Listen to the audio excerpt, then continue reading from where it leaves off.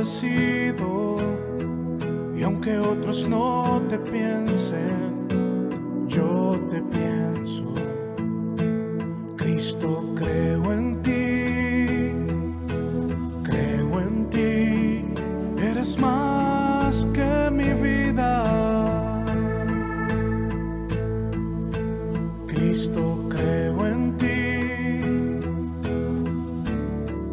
He venido a decir cosas lindas de ti. Santo, bueno, ¿cómo es que no te veo y te siento? Dios de amor, mi primer lugar. Aunque otros no te piensen, yo te pienso.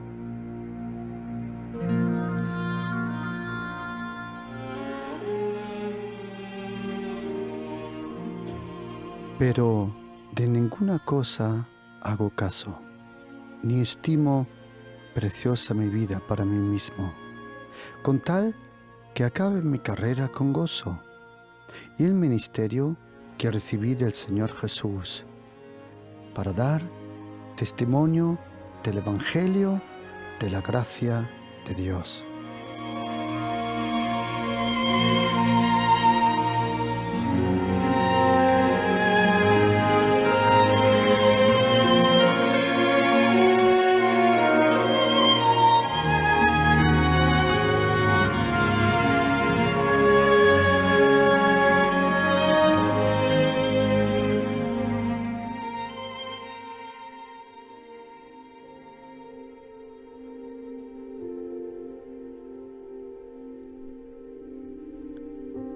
La gracia de Dios, la gracia de aquel donde dice la Biblia en primera carta de Pedro, capítulo 5, versículo 10, que Él es el Dios de toda gracia. Así como Dios el Padre es la fuente de todo el amor, como dice Dios es amor. Así como el Padre es la fuente de la luz, de la vida, también Él es la fuente de toda la gracia. ¿Qué es la gracia? ¿Por qué nosotros cristianos necesitamos tanto la gracia? Una de las razones es, como dice en primera carta de Pedro, que todos los profetas profetizaron de esa gracia que iba a ser manifiesta en la persona de Jesucristo. Los profetas que profetizaron de la gracia destinada a vosotros. Es interesante que el apóstol Pedro dice que al fin y al cabo todo el mensaje de los 66 capítulos de Isaías era la gracia. El mensaje del profeta Jeremías era la gracia destinada a nosotros. Y al fin y al cabo, el mensaje del profeta Ezequiel, como dice el apóstol Pedro, era la gracia de Dios. Y nosotros necesitamos tanto la gracia. La verdad es que no es tan importante poder expresar o explicar lo que es la gracia. La pregunta no es qué es teológicamente la gracia. Tampoco la pregunta es qué significa doctrinalmente o como dogma. La pregunta no es qué es la gracia. La pregunta más importante es esta: ¿qué puede hoy en este día, la gracia de Jesucristo en mi vida? ¿Qué impacto, qué bendición tiene la gracia de Jesucristo en nuestra vida. Cuando el apóstol Pedro habla y se despide en su segunda epístola, dice que tenemos que crecer en la gracia.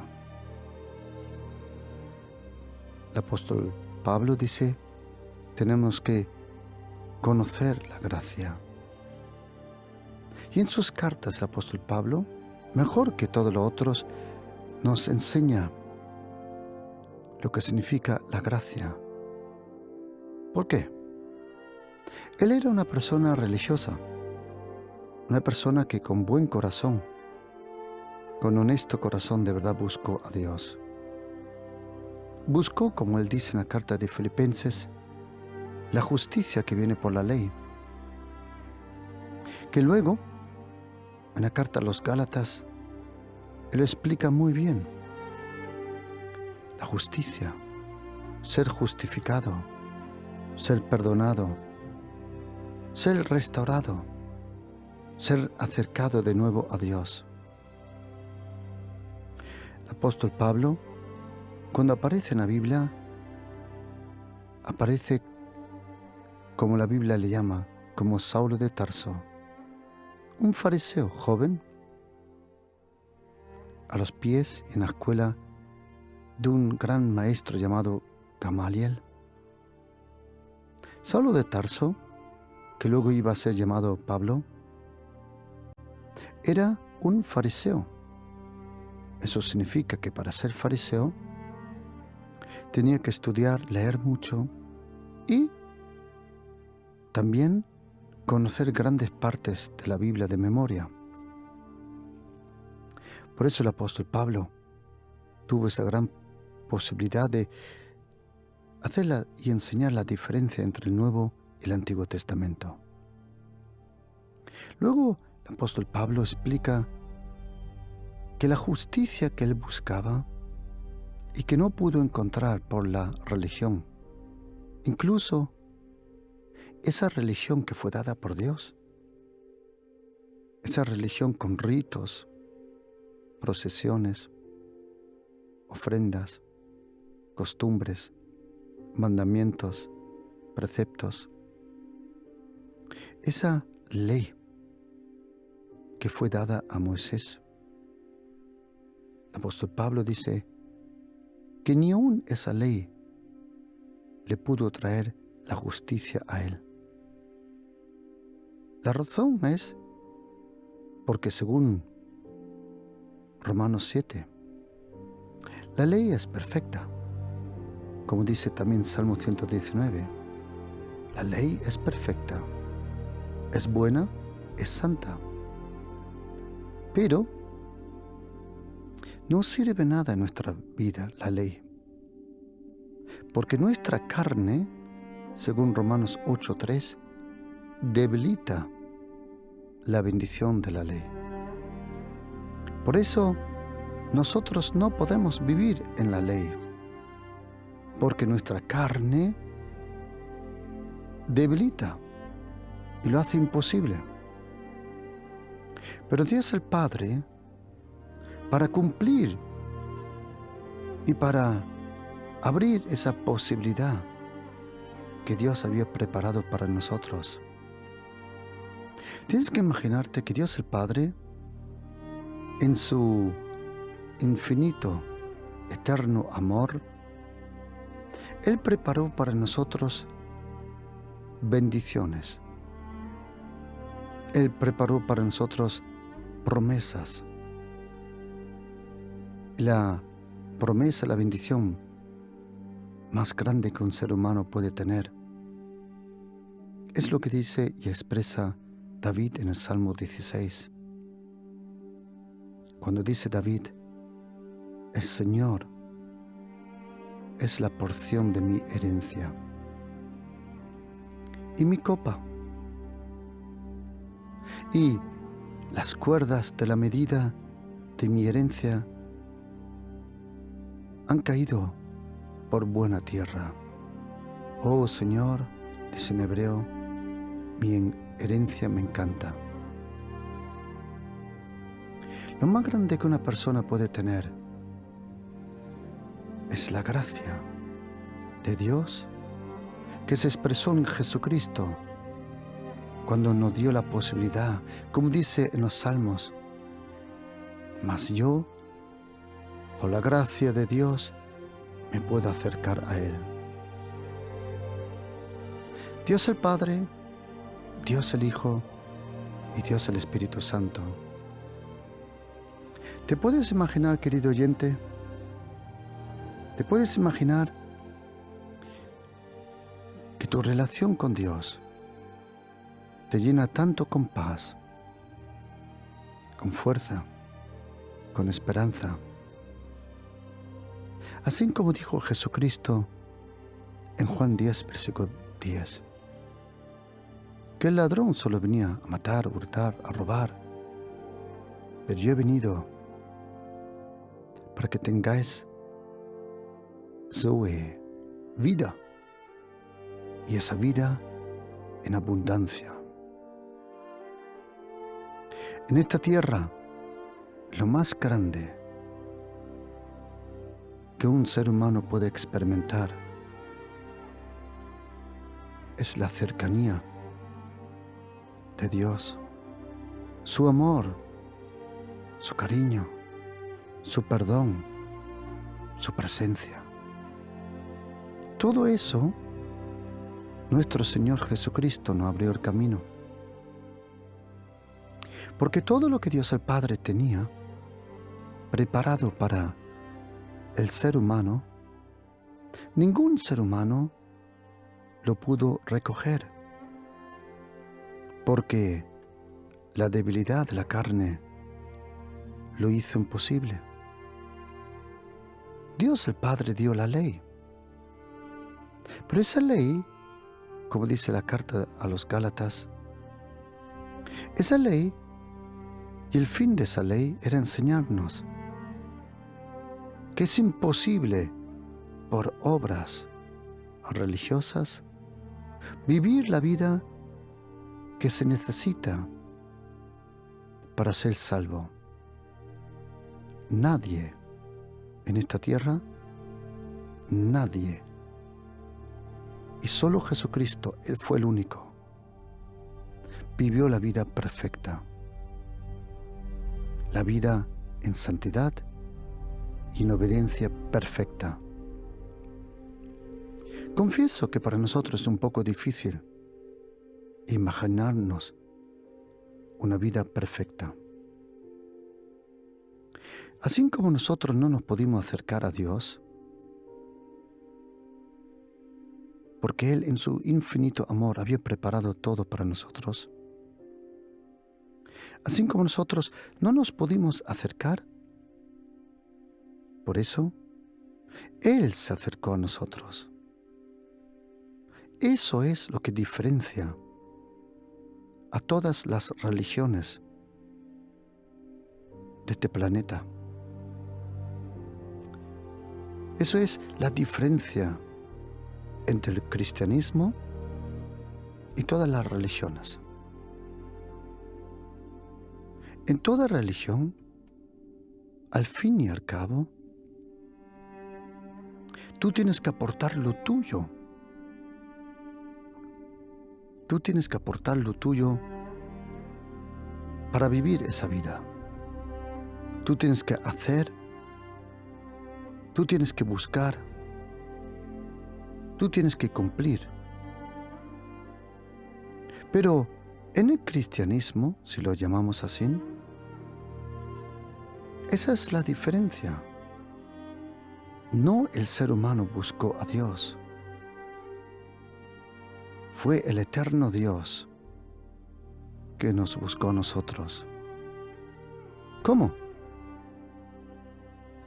Ya que nadie de nosotros se pudo acercar al Dios eterno, el Olam Adonai, Israel, el Señor de Israel, ya que nadie de nosotros se nos pudo acercar a Él, porque nuestra naturaleza llena de pecado, dudas, oscuridad. Esas ataduras demoníacas que teníamos no nos permitían acercarnos a ese trono perfecto. Y si nosotros no nos pudimos acercar, Dios, el Padre, tenía una solución. Ya que el ser humano no se pudo acercar a Dios para ser como Él, Él se acercó a nosotros para ser como nosotros. Él envió a su Hijo, Yeshua, o mejor dicho, Yeshua, enviado por el Dios eterno y el Dios presente, ungido, arropado, nacido, guiado, usado y fortalecido por el Espíritu Santo de Dios. Él vino a la tierra cuando Dios el Eterno quiso destruir las obras de Satanás. No envió un ejército. ¿Tenía Dios un ejército? Por supuesto. Su nombre es Yahvé Sebaot, el Dios de los ejércitos. Pero Dios el Padre no actúa con cantidad ni con fuerza humana. Todo lo que hace el Padre lo hace a través del Ruach de Dios. No por fuerza, no por ejército, sino por mi espíritu, dice el Señor. Y cuando Jesucristo vino a la tierra, ahora Dios con nosotros, Emmanuel, porque Jesucristo es llamado Dios con nosotros, Emmanuel, pero el Espíritu Santo es Dios en nosotros. El Hijo, nuestro amado Señor Jesucristo, vivió esa vida perfecta, esa vida completamente como ser humano. Jesucristo era completamente ser humano en su naturaleza, pero en su identidad era Dios. Él era tan humano que se durmió en una barca, pero fue tanto Dios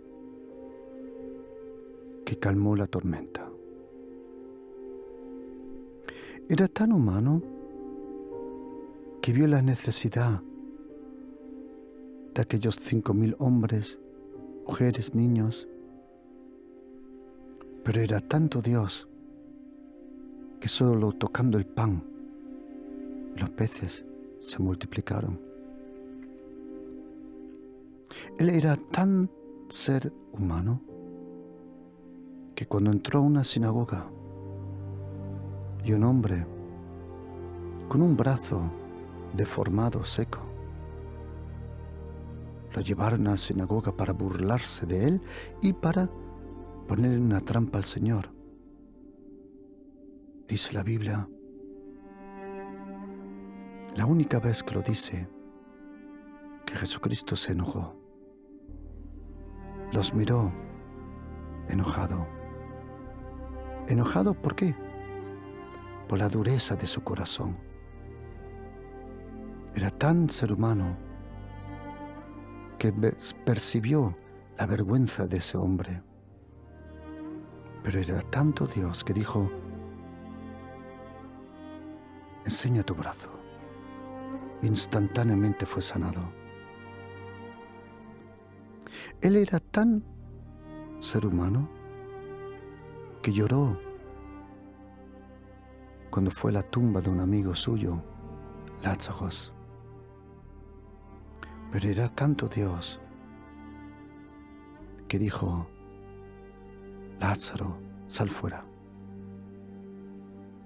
Y cuando Jesucristo murió en la cruz,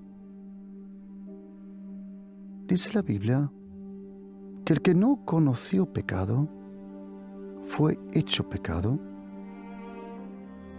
para que aquellos que no conocieron justicia fueran hechos justicia. En la cruz, a la puerta de Jerusalén, hubo un intercambio. Él tomó mi muerte para que yo pueda vivir su vida. Él experimentó mi distancia con Dios para que yo pudiera vivir en su cercanía.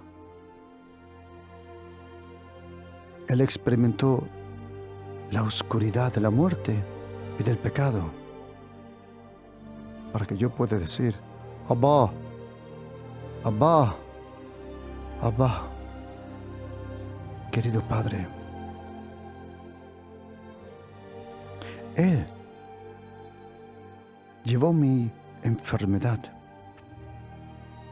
para que yo pueda pedirle al Padre por sanidad y salud. Él fue crucificado desnudo para que yo pueda llevar la ropa de la justicia.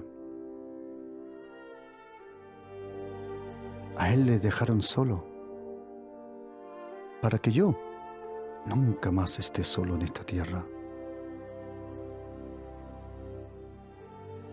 Él tomó mi copa, la copa en el jardín de Getsemaní, esa copa donde Dios el Padre concentró toda la maldad. Él tomó mi copa para que yo pueda tomar la suya, la copa, la sangre del nuevo pacto. Y todos los profetas profetizaron que Dios el Padre no iba a juzgar ahora el mundo. Ahora no. Vendrá juicio, claro. El juicio vendrá. El juicio vendrá. Pero ahora, Dios el Padre no envió a su Hijo a juzgar el mundo, sino a salvarlo. Ahora no es el momento de juzgar. Ahora es el momento de salvar. Y cuando su Hijo, el Mesías, regresó al cielo y las nubes del cielo se lo llevaron. Tienes que saber algo del cielo. Que en el cielo nadie, pero absolutamente nadie, se aparece a nosotros. Nadie. El Padre es Espíritu. El Ruach HaKodesh, el Espíritu Santo, es Espíritu. Hay seres vivientes, sí. Serafines con 6 alas, claro. Cherubims también. Ángeles también. Ángeles de guerra, ángeles de mensajeros, arcángeles, Gabriel, Miguel. Pero nadie tiene nuestra apariencia. Cuando en la carta de los Hechos dice que una nube se llevó al Mesías al cielo, Dice la Biblia que ese era el momento donde se cumplió Daniel 7, 13, 14. Miraba yo en la visión de la noche, y he aquí, con las nubes del cielo, venía uno semejante al Hijo del Hombre, que vino hasta el anciano de días, y oye esta palabra, y le hicieron acercarse a Él. En Jesucristo todos hemos sido acercados a Dios. Y cuando las filas de los ángeles se abrieron, el Padre se levantó del trono. 2 veces en la tierra dijo: este es mi Hijo amado. Cuando Jesucristo resucitó y fue al cielo, el Padre se levantó del trono y proclamó y dijo: porque Él ha vencido, porque Él ha vencido la distancia, la maldad, la oscuridad, la carne, la muerte, la tentación, el pecado y el mismo Satanás. Por eso, a partir de ahora, doy una orden, dijo el Padre, que en el nombre de Jesús, siempre que se hable, siempre que se ore, siempre que se proclame y siempre que suene el nombre de mi Hijo Jesucristo, que en el nombre de Jesús se dobla toda rodilla de los que están en los cielos. Y en ese momento todos los ángeles se arrodillaron. Por un poco tiempo, dice la carta de los Hebreos, Él fue humillado, más bajo que los ángeles, pero solo por un poco momento.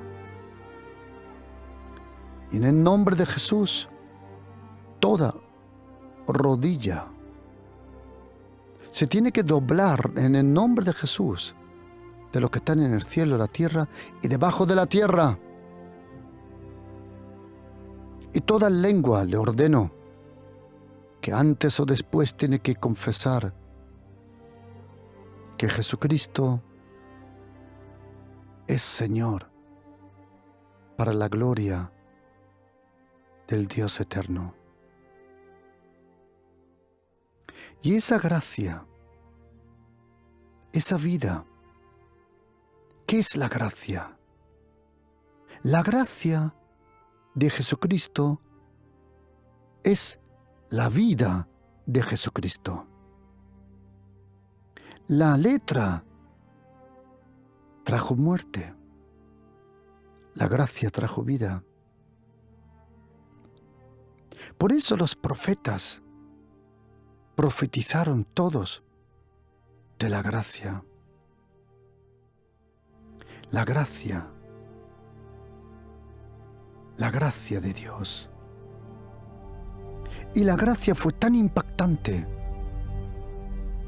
que el trono de Dios se convirtió en el trono de la gracia. ¿Dónde nosotros, ser humano, encontramos esa gracia que necesitamos? Porque nosotros necesitamos experimentar el poder de la gracia.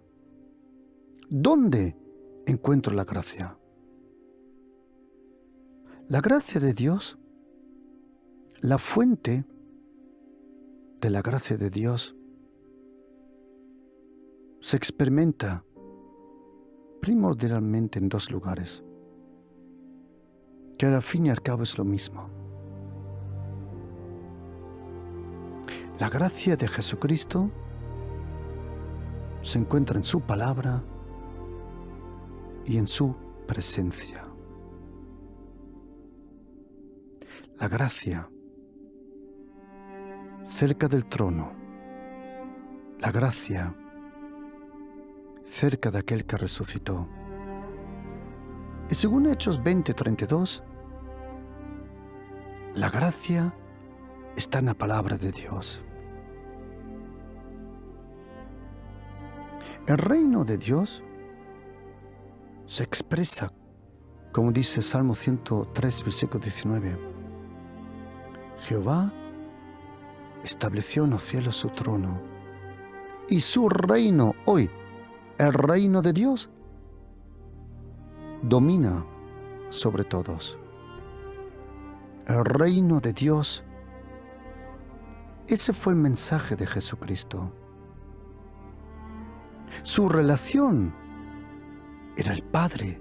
170 veces habló del Padre.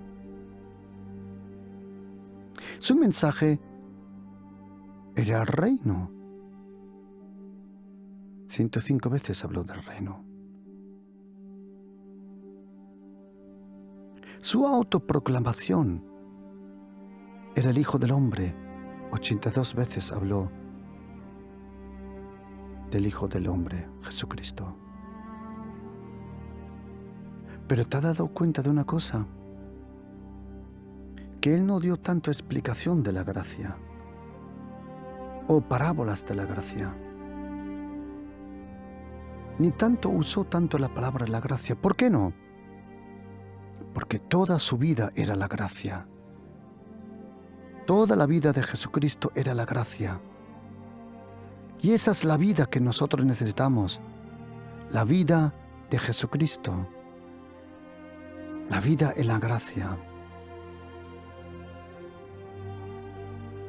Y esa gracia la encontramos cerca de ese trono, como dice Hebreos 4:16. El trono del reino es el trono de la gracia. Significa que, así como hay gobernantes en este mundo que gobiernan con miedo y control, el reino de Dios es gobernado por la gracia.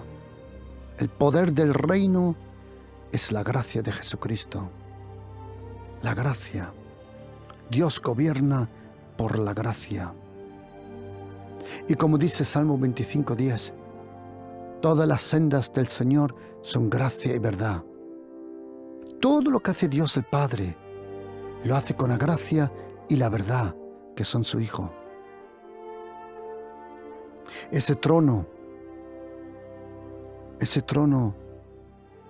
que el profeta Isaías capítulo 16, versículo 5, en el tabernáculo de David, no en el tabernáculo de Moisés, ni tampoco en el tabernáculo de Aarón y de los levitas. No, porque en el tabernáculo de David el arca estaba en el medio, no como en el tabernáculo que edificaron en el desierto y luego en Jerusalén y en Silo y en Kirjat Jearim. No, allí estaba el arca al final. En el tabernáculo de David, en el medio, lo central era la presencia. Y en el tabernáculo de David será establecido un trono fundado en la gracia y en la verdad. Por eso en Hechos 16:15, Dios el Padre dice: restauraré el tabernáculo de David. ¿Qué significa eso? Que parte de esa restauración con la venida del Espíritu Santo fue que la gracia y la verdad gobiernan. ¿Qué son características de la gracia de Dios? Déjame dar unas cuantas características de la gracia. Según Salmo 23, 6, la gracia me sigue. Según Salmo 59, versículo 10, la gracia se adelantará a mi vida, que significa que si yo llego a un lugar, antes que yo llegue, ya la gracia me está esperando. Según Salmo 32, versículo 10, en el texto hebreo de la Biblia hebreica Sturcandencia, pero también la nueva versión internacional lo traduce y otras también dice, según Salmo 32, versículo 10, la gracia nos envuelve y nos rodea. Según Salmo 36, versículo 5, Salmo 57, versículo 10 y Salmo 108, versículo 4, la gracia llega hasta los cielos. Según Hebreos 4, 16, la gracia me ayuda en antemano. Según Salmo 119, versículo 41, la gracia viene sobre mí, o como dice en hebreo, las gracias, en plural. Según Salmo 32, versículo 22, la gracia viene sobre aquellos que esperan a Dios. Según Salmo 36, versículo 7, la gracia es preciosa. Según Isaías 54, versículo 10, la gracia nunca se aparta de mí. Según Hechos 20, versículo 32, la gracia que uno recibe de Jesucristo me edifica y me da herencia.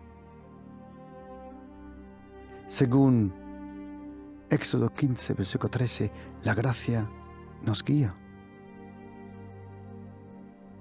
Según Éxodo 34, versículo 7, mi descendencia, mis hijos, mis nietos y toda mi descendencia va a vivir en la gracia. Si yo vivo en la gracia, y yo necesito la gracia como tú. Porque todos nosotros, queridos cristianos, empezamos en la gracia. Por gracia fuimos salvos. Pero con el tiempo, algunos de nosotros se han convertido en personas religiosas, legalistas, que añaden a la gracia costumbres de su pueblo, costumbres de su cultura, costumbres del ser humano. No tienes que añadir nada. Según Salmo 57, versículo 10, la gracia llega hasta los cielos.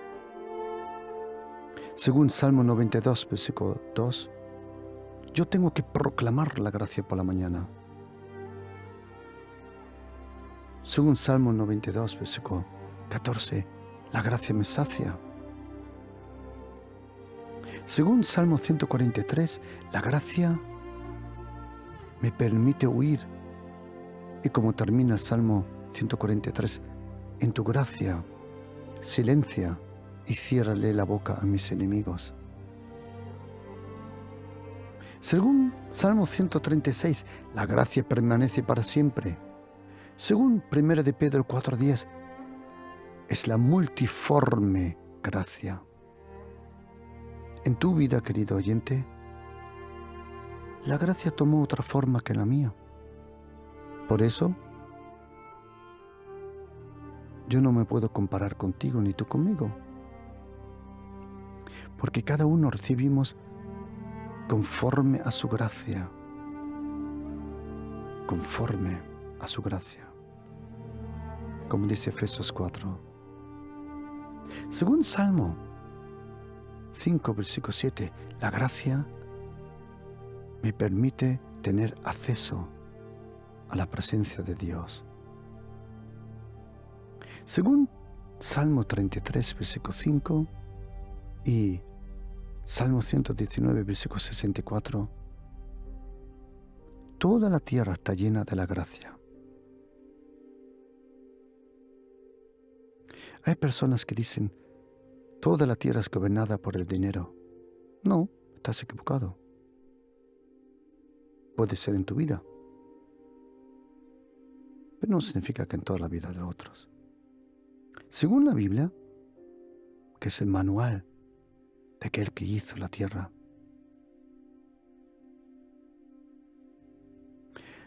o como dijo el maestro Yoda en la película La Guerra de las Galácticas, dijo, el manual debes leer. El manual debes leer. Y en ese manual, que es la Biblia, nos dice que hay 3 cosas que llenan la tierra. Según Salmo 33, 5 y Salmo 119, 64 es la gracia. Según Isaías 6, 2 y 3 es la gloria. Y según Habacuc 2, 14 es el conocimiento de Dios. Salmo 117, versículo 2 dice que la gracia es grande y abundante sobre nosotros. Salmo 90, 14, como dije, la gracia nos sacia. Salmo 143, versículo 8, la gracia se puede oír por la mañana. Salmo 143, versículo 12, la gracia terminará con tus enemigos. Salmo 63, versículo 3, según Salmo 63, 3, la gracia es mejor que la vida.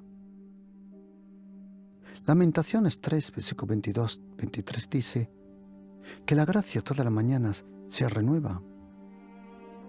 Efesios 2, 7 dice, la gracia se demuestra con sus abundantes riquezas en nuestra vida. Primera de Pedro 1, 10 dice que todos los profetas profetizaron de la gracia. Según Primera de Pedro 4, 10, la gracia se transforma en esa multiforme gracia que yo necesito. Según segunda carta de Corintios 9, versículo 8, la gracia me dará todo lo que necesite en el momento que lo necesite para la obra que lo necesite. Según segunda carta de Corintios 9, versículo 11, la gracia a mí me hace ser generoso. Según 1 de Pedro 1:14, la gracia siempre es acompañada de amor y de fe. Según Oseas 10:12, cosecharé según la gracia. Según Zacarías 12, versículo 10, la gracia provocará en mí una vida de oración. Según 1 de Pedro 3:7 y Hechos 20:32, la gracia es mi herencia. Según 1 de Corintios 15:10, segunda carta de Corintios 6:1 y Hebreos 10:29 y 12:15. ¿Puede ser que alguien reciba la gracia en vano? Sí, se puede. En otro momento enseñaré cómo uno puede recibir en vano la gracia. Según Hebreos 12:15, si no recibo la gracia, me convierto en una persona amarga. Y esa es la característica de gente religiosa. Amarga, llena de odio, envidia, maldad.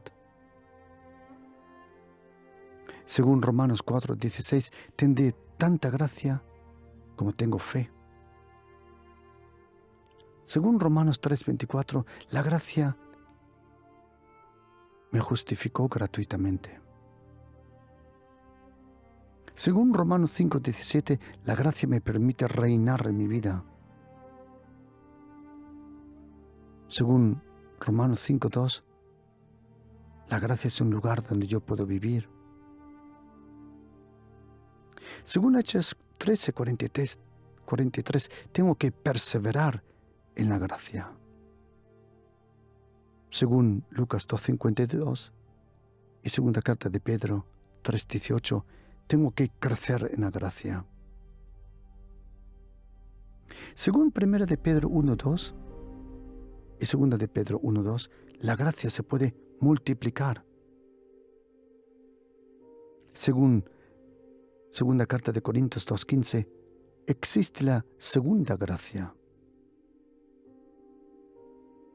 Según segundo de Timoteo 2, versículo 1, yo me puedo fortalecer en la gracia. Según Hebreos 13:9, la gracia fortalece nuestro corazón. Según Filemón 1:25 y Gálatas 6:18, la gracia tiene que estar con nuestro espíritu. Según Gálatas 5:4, uno puede caer de la gracia porque se convierte en una persona religiosa. Según Romanos 8:2, primera carta de Corintios 9:21, Gálatas 6:2, Santiago 1:21 y Santiago 2:2. La gracia es la ley del Nuevo Testamento. La gracia es la ley del Nuevo Testamento. Según Salmo 119, versículo 76 en hebreo, la gracia me consuela. Según Salmo 119, versículo 88 en hebreo, la gracia me aviva. Según Salmo 11, Dios me trata conforme a su gracia. Según Salmo 119, versículo 149, Dios me oye conforme a su gracia. Según Titos, capítulo 2, 11 y 12, la gracia nos ayuda a vivir piadosamente y en santidad. La gracia me enseña a vivir en el temor de Dios, alejarme del pecado. Según Miqueas 7:18, Dios el Padre se deleita en la gracia. Según Génesis 39, versículo 21, la gracia se inclina con su favor sobre mi vida. Según Éxodo 15, versículo 13, la gracia de Dios nos guía. Según Éxodo 20, versículo 6, la gracia te premia, te recompensa a ti y a tus descendientes. Según Deuteronomio 7:9, la gracia te guarda a ti y a todas tus generaciones, 1000 generaciones. Según 1 de Crónicas 16:34, la gracia de Dios es eterna. Según Esdras 7:28, el Señor inclina su gracia sobre tu vida. Según Salmo 6:4, Él te salva a través de su gracia. Según Salmo 17, versículo 7, Él demuestra su gracia a los que esperan y se refugian en Él. Según Salmo 25:10, todos los caminos de Dios son gracia y verdad. Según Salmo 25, versículo 7, Dios se acuerda de ti conforme a su gracia, como dice también en el profeta Jeremías 4. Dice, yo me recuerdo de ti conforme a la gracia de tu juventud. Según Salmo 52:1, la gracia es continua.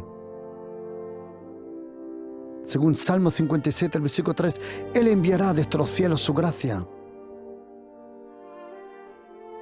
Según Salmo 66:20, jamás su gracia se apartará de mí. Y según Salmo 185, versículo 10, la gracia y la verdad se dieron una cita. La gracia de Dios y la verdad se quisieron encontrar.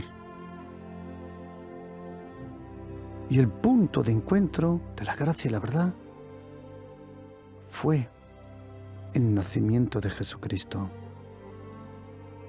Porque como dice la Biblia en Juan 1:17, La ley fue dada por Moisés, pero la gracia y la verdad fueron hechos por Jesucristo. ¿Sabes, querido oyente? Tú y yo necesitamos todos los días la gracia de Dios.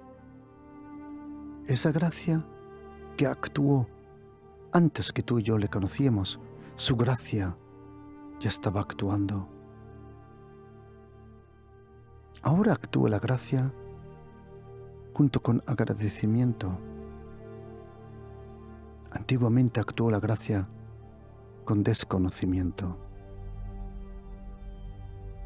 Por eso nunca te apartes de la gracia. Nunca te apartes de la gracia. Y como dice la Biblia, pero yo, Señor, te alabaré por la grandeza de tu gracia sobre mí. Queridos, la gracia del Señor Jesucristo, el amor de Dios y la comunión del Espíritu Santo sean con todos vosotros. Amén.